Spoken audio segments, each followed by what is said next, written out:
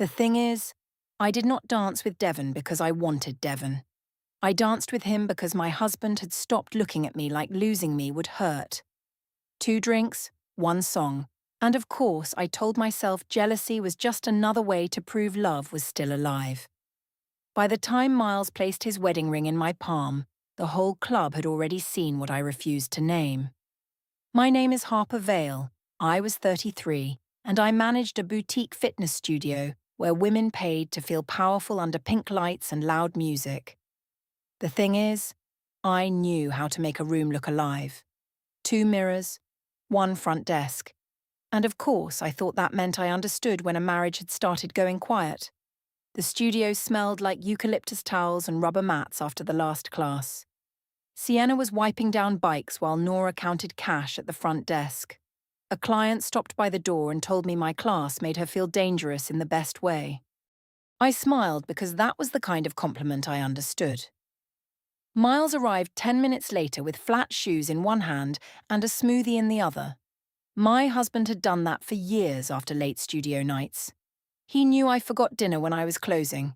He knew my calves cramped after Friday classes. He knew I hated walking home in training shoes after showering. Once that felt like being loved. That night, it felt like being managed. He asked if I had eaten. I told him the smoothie answered that for me. He smiled a little, but his eyes stayed careful. There had been real things between us. On Sunday mornings, before clients, rent and staff schedules, Miles and I used to dance in our kitchen while coffee brewed. Bad dancing. Socks on tile. His hand on my waist while he counted steps, wrong on purpose. I used to laugh into his shirt because private joy felt like enough then. After my promotion, he began working longer shifts too.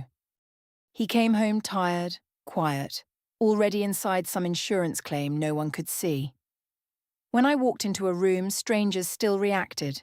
Miles mostly asked whether I had locked the studio. In the car, he asked softly if something had changed between us. What he meant was that he could feel me leaving the small places first. What I heard was that he wanted me to explain why I could not be easier. My phone lit up before I answered. Marcy had texted that calm husbands were useful but terrible for a woman's pulse. I smiled before I stopped myself. Miles saw it. Of course he did. He did not ask who wrote to me. He only turned the steering wheel and let the city lights slide over his wedding ring. On the drive home, I watched that ring catch every passing light and wondered when calm started feeling like absence. Marcy's apartment smelled like coconut candles and the lime she squeezed into cheap white wine to make it look less cheap. She lived on the 8th floor with a balcony too narrow for real chairs, so we stood sideways near the railing while traffic moved below us. The thing is, I went there to talk, not to plan anything. 1 glass, 1 joke, no crime. Or that was how I held it at first. Marcy asked what Miles had done now. I said he had not done anything. That was the problem. He arrived, helped, asked if I had eaten, checked whether the car had gas, then went quiet in the passenger seat of his own marriage. Marcy said a man who never got jealous had already left emotionally. That sentence landed because my mother used to say almost the same thing. My father stayed in our house for 22 years and still made my mother feel abandoned at dinner. He read the paper while she changed her hair, her dress, her perfume, her voice. She used to tell me that a man who did not look up when another man looked at you had already gone somewhere inside himself. So when Miles did not react, I did not hear trust. I heard absence with a wedding ring. Marcy asked about the nightclub opening on Saturday. Sienna had put our studio on the guest list because the club wanted fitness people, bright bodies, clean social photos, easy energy. Marcy said Miles should come. Then she said I should make sure he remembered other men still knew how to look. I told her that sounded childish. She told me childish was pretending silence was peace. Of course I laughed because Marcy made bad ideas sound like self-respect. At the studio the next day, Nora caught the edge of the conversation near the juice bar. I was telling Sienna that Miles might need emotional armor if he came Saturday. Sienna laughed. Nora did not. She had known me before Miles. before the studio, before I learned how to make confidence look like a uniform. Nora asked if making someone jealous ever ended where people thought it would. I told her she was making one dance sound like betrayal. She said she was asking because Miles had always shown up for me, even when he did it quietly. That irritated me more than Marcy's advice comforted me. Quietly. People loved using that word for men who gave less than they should and called it depth. I said showing up was not the same as wanting me. Nora put the straw into her drink, then took it back out without sipping. After that, she stopped smiling at the joke. That evening, Miles picked me up from the studio. The car smelled like rain and the mint gum he kept in the console. He asked why Sienna had told him to bring emotional armor to the club. Specific. Factual. One named thing.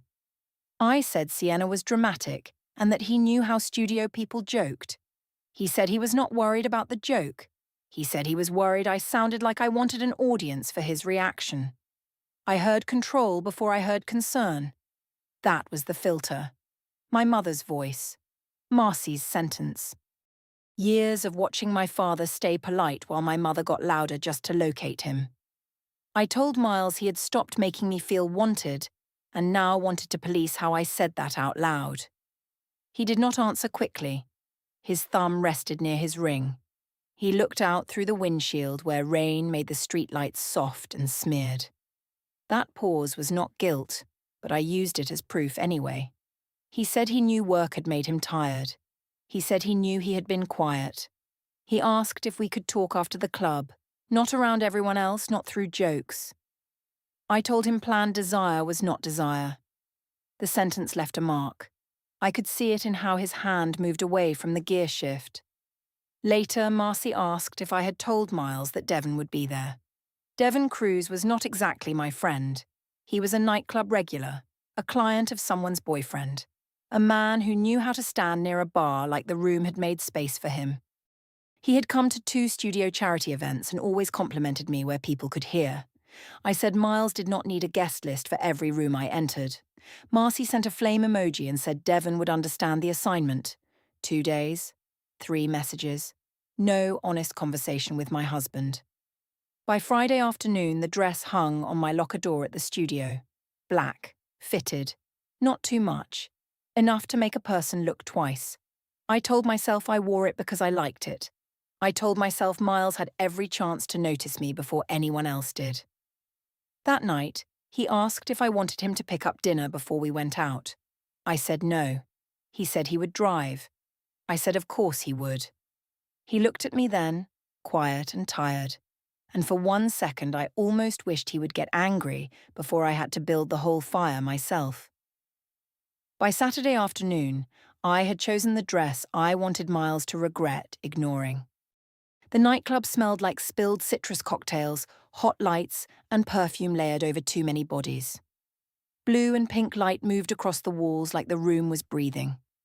At the entrance, the staff put a paper wristband around my arm, then one around Miles's. The thing is, rooms like that know how to lie for you.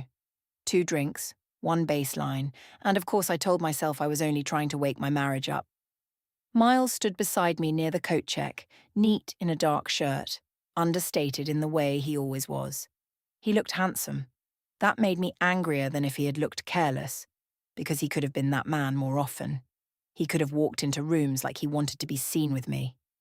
Marcy arrived already laughing. Sienna came with 2 instructors from the studio. Nora came late and stayed near the edge, which I noticed and pretended not to notice. Devon was by the bar. He lifted his glass when he saw me. Not too high, not too eager. Men like Devon knew how to make invitation look like patience. He wore a dark jacket and a silver chain, and when he leaned close to greet me, he told me the room had improved. Miles heard it. He did not move. That was the first cut of the night. Marcy touched my arm and said I deserved fun. Sienna asked if I was coming to dance. Nora said she was going to get water. I told Nora she sounded like Miles, which made Sienna laugh, and Nora looked down at her phone. The first song was harmless. Studio girls dancing together, Marcy filming shoes, Sienna tossing her hair like she was still in class. I glanced at Miles near the edge of the dance floor. He was watching, but in that careful way, not claiming, not burning, not giving me the heat I had decided I deserved. Devon came near during the second song. He asked if my husband danced. I said my husband observed. Devon smiled like I had given him permission. When he took my hand, I did not think of it as choosing him. That mattered to me then. Devon was not the point. Miles was. Miles seeing me was. Miles being forced to understand that I was still someone another man would cross a room for. We danced playfully, close enough for the room to read it, not close enough for anyone to call it dirty. PG-13, I would have said if Nora had asked. A little spin, a hand at the air near my waist, my laugh tilted toward Devon but my eyes searching for Miles. Miles stood still. His face did not perform pain. That was the problem with him. He gave you nothing public enough to answer. Marcy filmed. I saw her phone raised, the red recording dot bright against the dark. Sienna cheered at first, then the sound thinned. Around us people looked because people always look when a married woman makes the room choose what kind of night it is. Miles walked toward us before the song ended. He did not grab me, he did not touch Devon, he did not raise his voice. He only asked if we could step outside for a minute, a quiet debrief. That was Miles. Even humiliation had to be moved somewhere private and handled with clean hands. I laughed because laughter gave the room a cue. I told him not to make insecurity the theme of the night. Devon smiled. Not wide. Just enough. Marcy's phone stayed up for 1 second too long, then lowered. Miles looked at me, then at Devon, then back at me. He asked if I wanted him jealous or embarrassed. The question was too clear. It held the whole room in one sentence. I said maybe he should ask why jealousy was the only emotion he still had left. I kept dancing for one more song. That was the moment I crossed the line. Not the first hand. Not the first look. The second song. The decision to continue after he had named the wound. When the music changed, Miles was no longer at the edge of the floor. He stood near the VIP hallway, under a strip of amber light that made him look separate from everyone else. I walked over because not walking over would have looked worse, and by then I was still thinking in angles. The hallway was quieter but not quiet. Bass moved through the wall. A security camera sat in the corner above a black door. A man from the club staff passed with a tray of empty glasses and looked away too quickly. Miles had his left hand closed. He asked if I had brought him there to watch another man want me.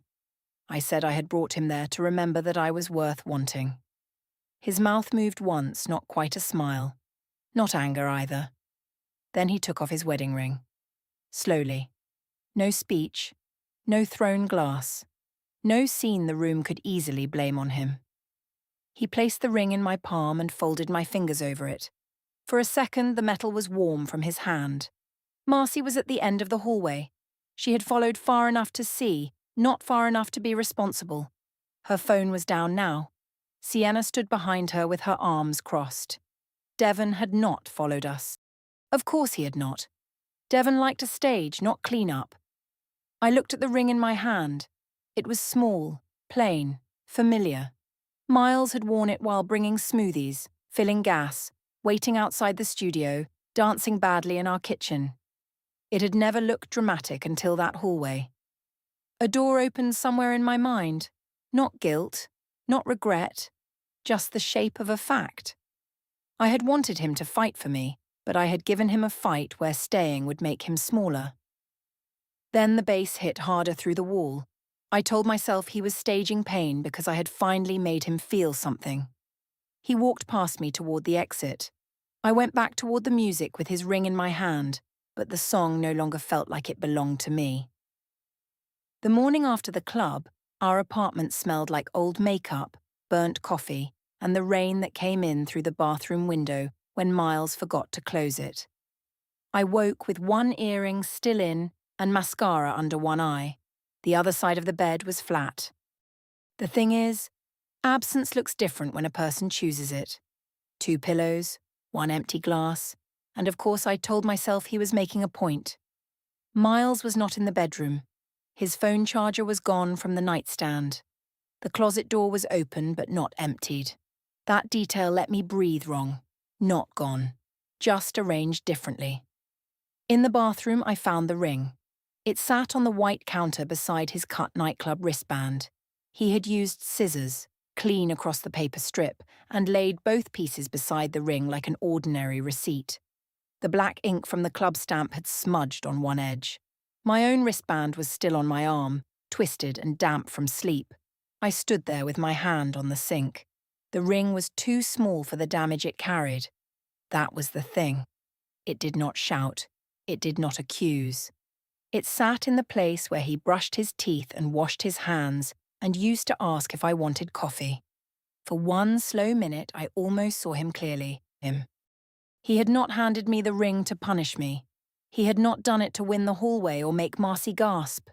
He had removed himself from a game where every answer hurt him. If he reacted, I could call him insecure. If he stayed calm, I could call him dead. If he left, I could call him cruel.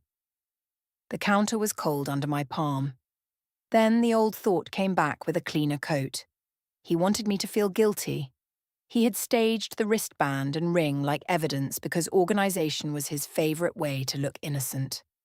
I closed the bathroom drawer too hard. Marcy did not answer when I called. 1 ring, 2 rings. Nothing.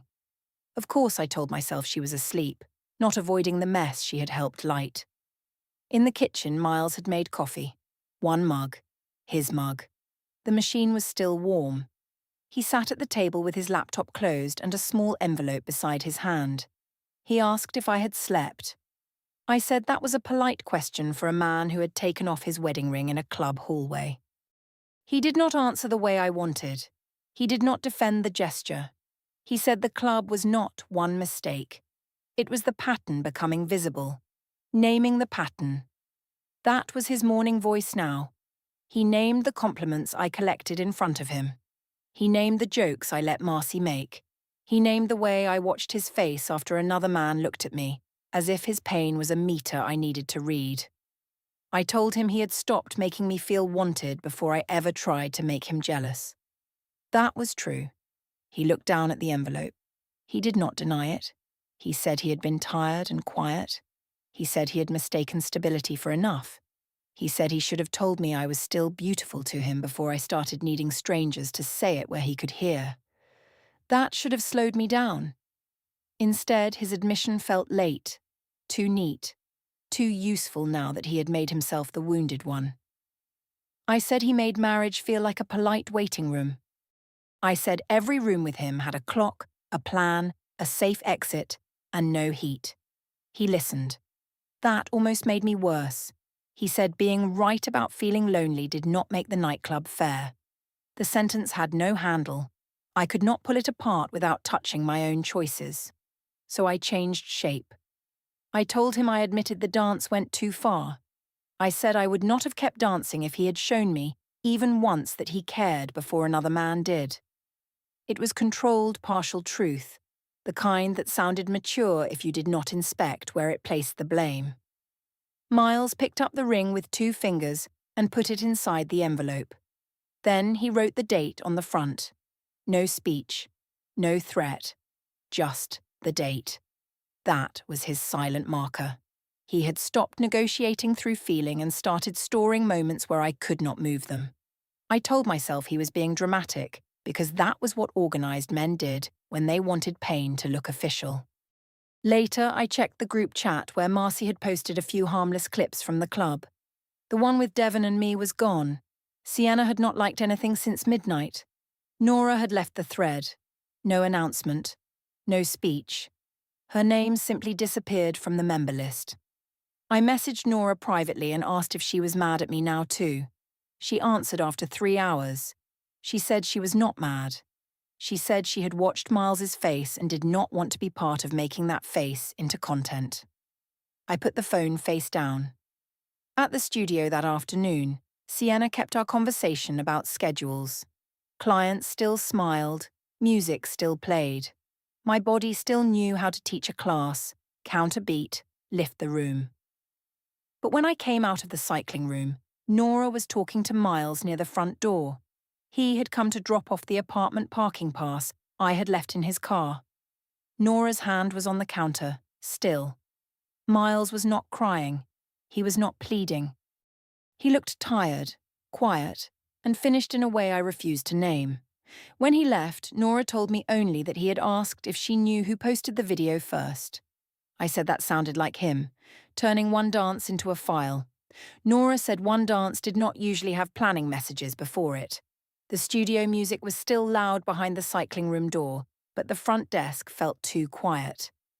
That evening, I found the envelope with the ring gone from the bathroom counter. Miles had taken it with him. The tagged video appeared on Monday morning while I was unlocking the studio. The lobby lights flickered on one row at a time, turning the mirrors from black to silver. My phone buzzed against the front desk. The thing is, clips from clubs always lie at first. They cut off before consequences and start after permission. 2 seconds of dancing, one caption, no ring in sight.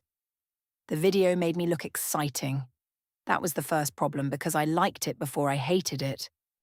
Devon's hand near mine, my head turned, neon light across my face, Miles in the left edge of the frame. Still, watching. The caption said, Saturday energy with fire emojis. I tried to joke in the comments. I wrote that sometimes husbands needed a little reminder. For 15 minutes, people liked it. Then Nora texted privately that this was not funny anymore. I stared at her message while the studio printer warmed up behind me. I could have deleted my comment. I could have called Miles. I could have done nothing and let the clip rot inside the internet where most bad choices go to become smaller. Instead, I posted a story. It said women always got blamed for wanting passion after being ignored. That was my voluntary line. Not the dance. Not the ring. This was me taking a private wound and giving it a public costume. At the studio, Sienna avoided my eyes. She took a client call in the small office, though she usually took calls at the front. Nora did not come in before lunch. Marcy did not react to the story. Devon had already deleted his repost. I texted Marcy that people were acting like I had committed a crime. She answered hours later. She said she did not think it would go that far. That was all. No joke. No rescue. No flame emoji. Just a small sentence stepping away from the fire. I called her. It went to voicemail. The space she left was quieter than any lecture Nora could have given. Devon answered one message at 2 in the afternoon. He said the clip was getting weird and that he did not want drama with married people. Married people. As if he had been dancing beside a category, not a woman whose husband stood 10 feet away. Of course, I told myself Devon was protecting his job, his club connections, his image, agenda, distance, clean hands. I had used him as a prop, but it still annoyed me when he acted like one that could walk away. That night, Miles was in the apartment when I got home. The living room smelled like cardboard and the lemon cleaner he used when he needed his hands busy. A folder sat on the coffee table. His laptop was open but turned away from me. He asked if we could talk without phones, jokes, or Marcy. Final and clean. One real offer. I put my phone on the counter because refusing would make me look afraid. He said he knew he had become quiet when work exhausted him. He said he had come home with nothing left and expected me to understand that stability was love. He said he should have told me he still wanted me instead of assuming I knew. There it was, the thing I had wanted for months, arriving after I had forced it through humiliation. I could not accept it then. Accepting it would mean the nightclub had not been necessary. It would mean my sharpness had created the exact silence I hated. So I said he only wanted to talk now because another man proved I could still be wanted. He said Devon had not proved that. Devon had enjoyed being useful to my anger. I told him he sounded superior for a man who could not make his own wife feel desired. That was the correct accusation, sharpened until it cut both of us. Miles did not refute it. He leaned back and for 1 second his face was simply sad. Not strategic, not cold. Sad in the plain way that offers no angle. He said he had failed me there. Then he said I had punished him in public for a private failure. The room held that sentence. I picked up my phone again, not because I needed it, but because I needed something in my hand. He watched the movement and then closed his laptop. He said he would handle things properly. No named documents, no big words, no threat. Still, my skin prickled because the tone had no heat in it. Heat could be fought. This was colder, cleaner. I said he was turning one dance into a courtroom. He did not correct me. He only began moving papers from the shared desk into the folder. Insurance statements, apartment records. Screenshots printed in black and white, not hidden, not waved at me, just placed in order. That was the asymmetry. I got louder. He became logistical. I asked if he was enjoying this. He said no. That answer left me with nothing to grab. After midnight, he took the ring envelope from the bedroom drawer, his laptop and the folder. He packed one small bag. Not dramatic. Work shirts, charger, medication, the grey sweater I used to steal from him on cold mornings. I told him if he left, he was proving that calm men only stayed when staying was easy. He paused at the door. For a second, I thought he might answer with something useful, something angry, something alive. He said he would be reachable for apartment matters in writing. Apartment matters. 2 words. 1 bag. No husband left in the sentence. The door closed softly. That was worse than a slam. By midnight, the empty space on the bathroom counter looked cleaner than it should have. 10 days later, the apartment elevator lobby smelled like floor wax and someone's takeout noodles leaking through a paper bag. I had just come back from closing the studio, still wearing black leggings under my coat. Mrs. Kim stood near the mailboxes, sorting envelopes with the careful slowness of someone who missed nothing. The thing is, I thought I could pass miles in that lobby and keep my face arranged. 1 elevator, 1 folder. Of course I thought posture still mattered. Miles stood near the elevator doors with a neutral man beside him. His coat was buttoned. His left hand was bare. The man asked if I was Harper Vale, then handed me an envelope. I signed because Mrs. Kim was watching. The document was a petition for dissolution of marriage with temporary financial and property orders. The temporary orders hearing was set for July 9th. The filing listed the tagged nightclub video, the VIP hallway footage, screenshots of my public story, and saved messages showing the jealousy plan.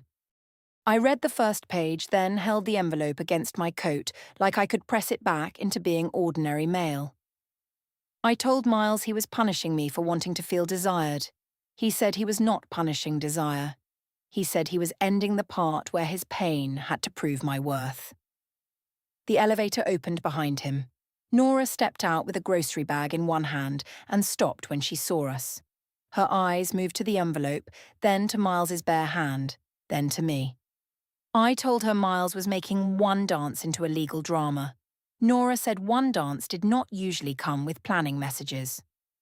Mrs. Kim slid one envelope into her purse and looked back down at the mailboxes.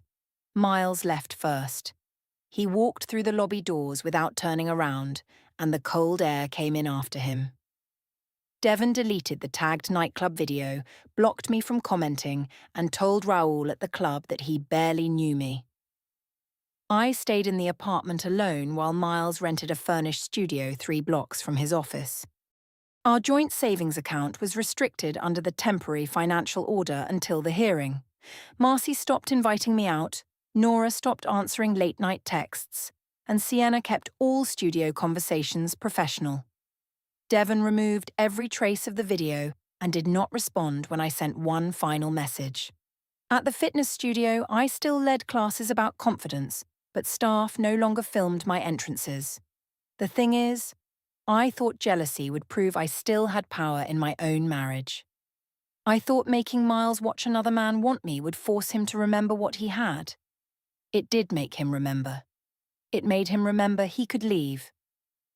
The wedding ring stayed in the envelope with the cut nightclub wristband. I wanted him to fight for me, and he chose not to perform pain for an audience again.